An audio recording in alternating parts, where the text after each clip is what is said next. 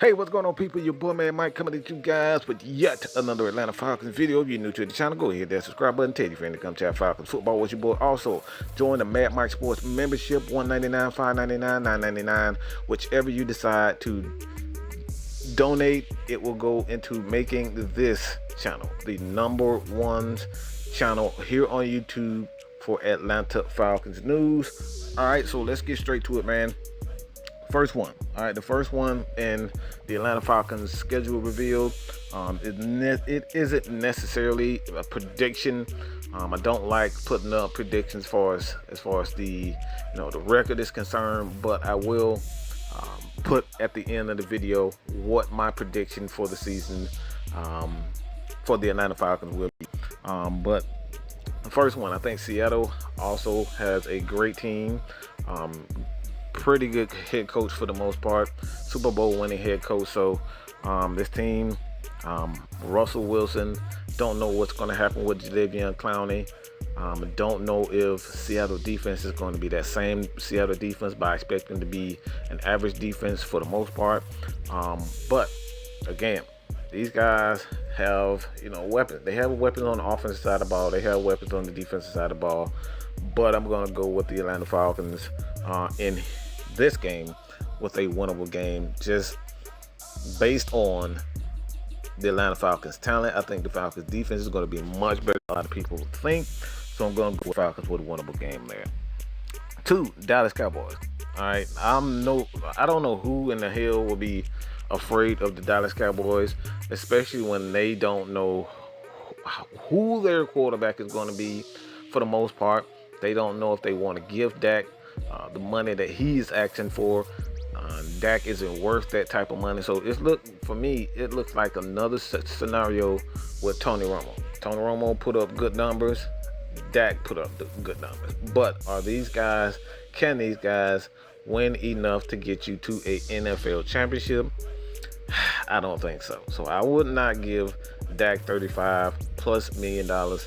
I just wouldn't do it. So with the loss of Travis Fredericks, a lot of players, Byron Jones, Heath, those guys lost a lot on the defensive side of the ball. So I'm not really worried about Dallas, and I have the Falcons there with a winnable game. Third game, Chicago. I know Chicago has a very good defense, but offensively, this team just needs a lot of help. They need Jesus. They need help. They need Christ. They need Allah. They need everything. All right. They need somebody to put up, some angels in the outfield. They need people to do any and everything to help these guys on the offense side of the ball. Okay, because your boy Mitch Trubisky is absolute garbage. Okay, they traded for Nick Foles and declined his option. Mitch Trubisky, his option, and quite honestly, I think he's out of there. I think he's out of there. It was an absolute mistake trading up to get this guy. And I'm just going to say the Falcons there with a winnable game because of the offense. That Chicago team is just absolute trash. 4, Green Bay. I think this is a winnable game for the Falcons. Also, being that Green Bay just wants to move on from Aaron Rodgers. I know they have a pretty good offense. They have a pretty good defense. And as long as you have Aaron Rodgers, you have a chance to win any and every game just with his arm alone. But these guys clearly want to start a new regime in Green Bay. So I expect this team to be somewhere in the neighborhood of 8-8 and 10 wins, 8 and 10 wins. So with the Atlanta Falcons have a much improved defense, I have the Falcons winning that game at against Green Bay. Also, 5th game, Carolina. I'm just going to give the Falcons a win just based on Teddy Bridgewater. I know Teddy Bridgewater is not a bad quarterback. Not saying he's a terrible quarterback, but I just can't see this team, in the near future looking to keep Teddy Bridgewater as the franchise quarterback. This team is going to be bad. They gave Christian McCaffrey, his contract extension. He's making a lot of money for a running back, about $60 million, 50 something million in guaranteed money. DJ Moore, but that defensive side, they have couple of pieces on the defensive line. They drafted Derek Brown, Kawan Short, but they lost Luke Kuechly. So I got the Falcons winning that game against the Carolina Panthers in a winnable game. Excuse me.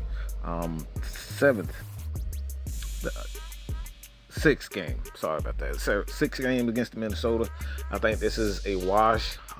It could go either way. I think when you have a team like the Minnesota Vikings, offensively they're pretty good. Even though they traded away Stephon Diggs, they're still pretty good offensively. Defensively, they are going to be a tough team to kind of get past. But when you look at it, I think this is a wash. It's going to be a tough game for the Atlanta Falcons. But you just never know how this Minnesota team is going to turn out with they let Everson Griffin. Don't know how the defensive line is going to be. But again, it could go either or. Minnesota against the Atlanta Falcons, and I have them as a wash. Seventh game. This is a winnable game. This is Detroit. Even though they have a pretty good quarterback in Matthew Stafford, that defense it is a team that could make some noise. But the way things are going in Detroit, man, I just can't see the Falcons losing to this team. Even though they have some weapons here and there, they signed Trufant. They let go. They traded away Darius Slay. So when it comes down to it, man, I still got the Falcons winning this game against Detroit. The eighth game, again, nothing against the Panthers. Just don't think this team is going to be very good, and I have the Falcons there with a winnable game. And just be honest, this team is not trying to win. This team is not trying to win. I don't think you sign a guy like Teddy Bridgewater if you want to win. Nothing against Teddy Bridgewater. I think he's a capable backup, but when you pay him $60 million, PJ, I don't know, PJ, I forget his name, but PJ Parker, I believe his name, from the XFL.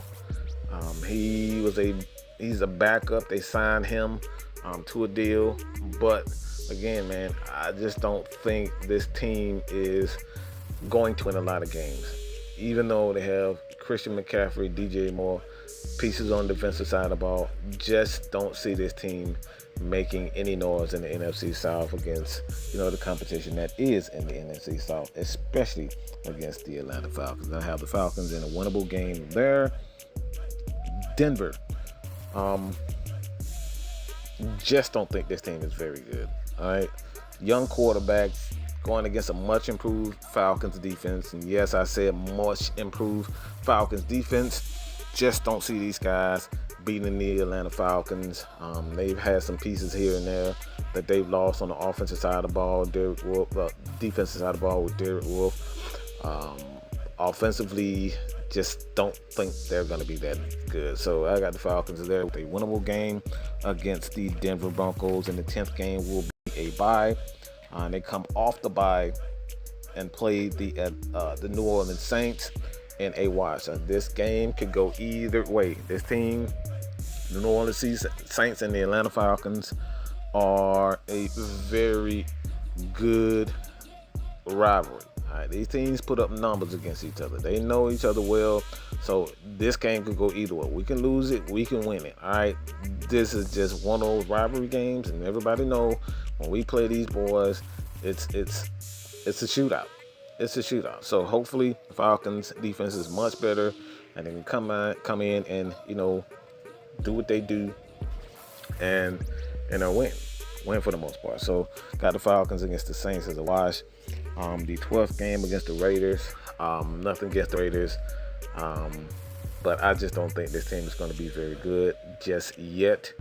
I have the Falcons with a winnable game there. The Saints, again, coming back after the Oakland Raiders games, going to play the Saints in another tough game, and that is a wash also. Again, man, nothing against this team. You signed Jameis Winston. He's going to come in some packages to be the deep ball thrower, because we know Drew Brees can't throw the damn ball down 20 yards anymore. All right, he can't do it. All right, he cannot do it. So we're going to see how this works out for this team. I know they're going to have a number of packages, not only for Taysom Hill, but they're going to have packages for Jameis Winston. I don't think you sign Jameis Winston for him to just sit on the bench and just watch Drew Brees for a year. Just don't think so.